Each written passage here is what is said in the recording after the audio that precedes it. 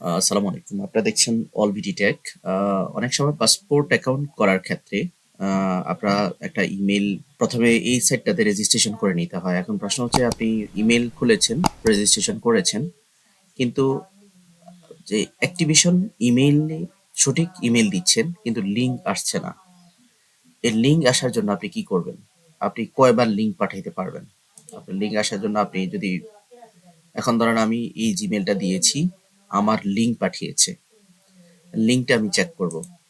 তো আমরা কি করব? জিমেইলে চলে যাব। এই জিমেইলে যাওয়ার পরে এখানে আমরা কমিউনিটিতে দেখতে পাচ্ছি যে কমিউনিটিতে কোনো কি নেই, কোনো ধরনের জিমেইল নেই। তো আমরা স্প্যামে চেক করব। স্প্যামে কোনো ধরনের কি আছে কিনা, জিমেইল আছে কিনা। স্প্যাম বা ট্রাশে যদি না থাকে তাহলে মনে করবেন যে আপনার জিমেইল আসে নাই। একটু অপেক্ষা করবেন।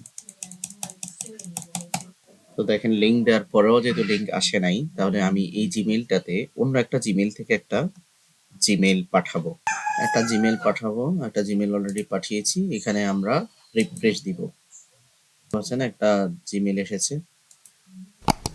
তো আমি অন্য জিমেইল থেকে জিমেইল পাঠাচ্ছি। জিমেইল আসতেছে, মানে মেইল আসতেছে, বাট কি আসতেছে না। আমার যে লিঙ্কটা সেন্ড করতেছি ওটা আসতেছে না। তো আমরা যেটা করব, আবার এখানে রিসেন্ড অপশনে ক্লিক করব।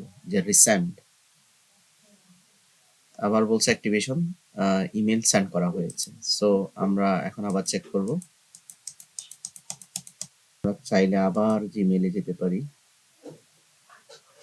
একটা লিঙ্ক মূলত পর্যন্ত কাজ করে। যদি লিঙ্ক না আসে, আমি অলরেডি দুটো লিঙ্ক পাঠিয়েছি। তো সেক্ষেত্রে আপনি একটু ধৈর্য ধরবেন। তো এরকম ঘটনা আমার আগেও ঘটেছে। করণীয় কি? এক্ষেত্রে করণীয় হচ্ছে এখন সার্ভারের সমস্যা রয়েছে। আপনি পরবর্তীতে ১-২ ঘন্টা পরে আবার ট্রাই করতে হবে। কারণ লিঙ্ক যেহেতু সময় মতো আসতেছে না, একটা লিঙ্ক ১৫ মিনিট কাজ করে।